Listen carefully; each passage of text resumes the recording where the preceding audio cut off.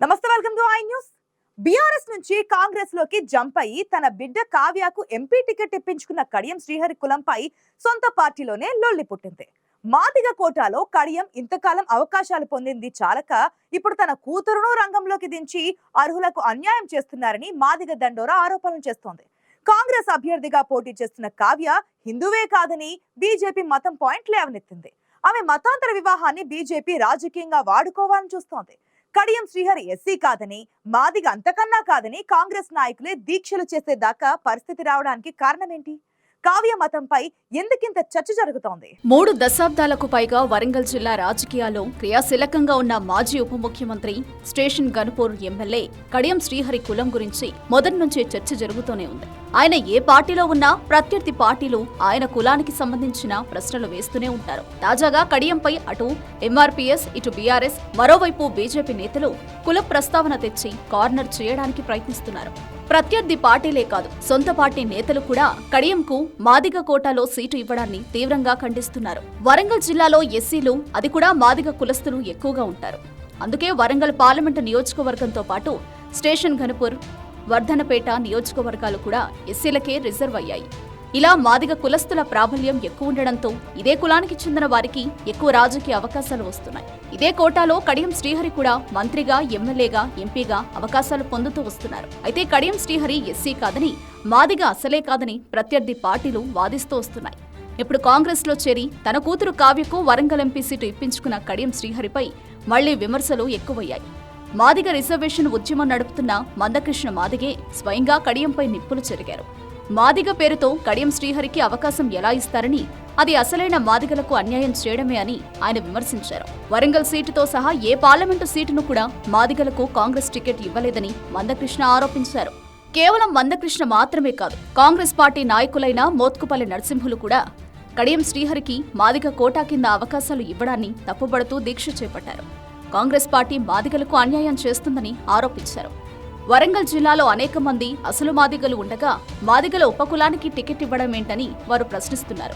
Sitting MP Dayakar, మాజీ ఉప ముఖ్యమంత్రి రాజయ్య లాంటి, మాజీ ఎంపీ సిరిసిల్ల రాజయ్య లాంటి మాదిగ నేతలున్నప్పటికీ కడియంకు ఎందుకు టికెట్ ఇచ్చారని వారు ప్రశ్నిస్తున్నారు. ఏదో నీ ముఖ్యమంత్రికి ఏదో ప్రమాదం వస్తుంది అని కడియం శ్రీహరిని తీసుకున్నట్టుగా బయట ప్రచారం ఉంది.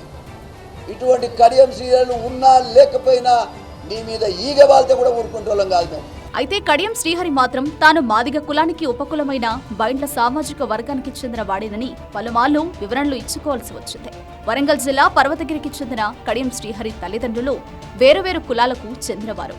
కడియం తండ్రి బైండ్ల కులానికి చెందినవారు కాగా తల్లి బీసీ కులానికి చెందినవారు. దీంతో తన తండ్రి కులమే తనకు వర్తిస్తుందని కడియం శ్రీహరి చెప్పుకుంటున్నారు. తండ్రికి వారసురాలిగా రాజకీయాల్లోకి అడుగుపెట్టిన కడియం కావ్యకు కూడా కుల, మత వివాదాలు వెంటాడుతున్నాయి. కావ్య మతాంతర వివాహం చేసుకున్నారని, వివాహం సందర్భంగా ఆమె మతం మారిందని బీజేపీ ఆరోపించింది. కావ్య ముస్లిం మతస్థుడిని పెళ్లి చేసుకుందని, కాబట్టి ఆమె అసలు హిందువే కాదని బీజేపీ వరంగల్ అభ్యర్థి ఆరూరి రమేష్ వాదన మొదలుపెట్టారు.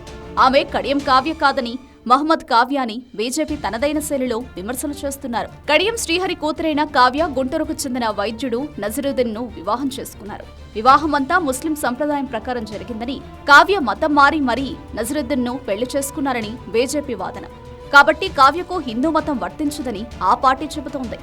కావ్య నజరుద్దీన్ వారి అత్తగారు గుంటూరు. మరి ఆ గుంటూరు వాసికి వరంగల్ పార్లమెంటు టికెట్ ఏం అవసరం? మరి దయచేసి మహమ్మద్ కావ్య నజరుద్దీన్ ఎందుకు ఇక్కడ ఈ ప్రజలు ఓటు వేయాలి? అయితే కావ్య మాత్రం ఈ ఆరోపణలు ఖండిస్తున్నారు. కులాంతర, మతాంతర వివాహం చేసుకున్నంత మాత్రం పుట్టుకతో వచ్చిన కులం పోతుందా అని ఆమె ప్రశ్నిస్తున్నారు. తన తండ్రి ఎస్సీలకు చెందిన బైండ్ల కులం కాబట్టి తనకు అదే కులం వర్తిస్తుందని ఆమె వాదిస్తున్నారు. రాజ్యాంగం గురించి తెలిసిన వ్యక్తి అయితే ఇలాంటి మాటలు మాట్లాడరు.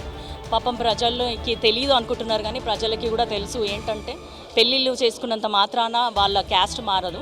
నేను చచ్చేదాకా నేను ఎస్సీనే, అంతే.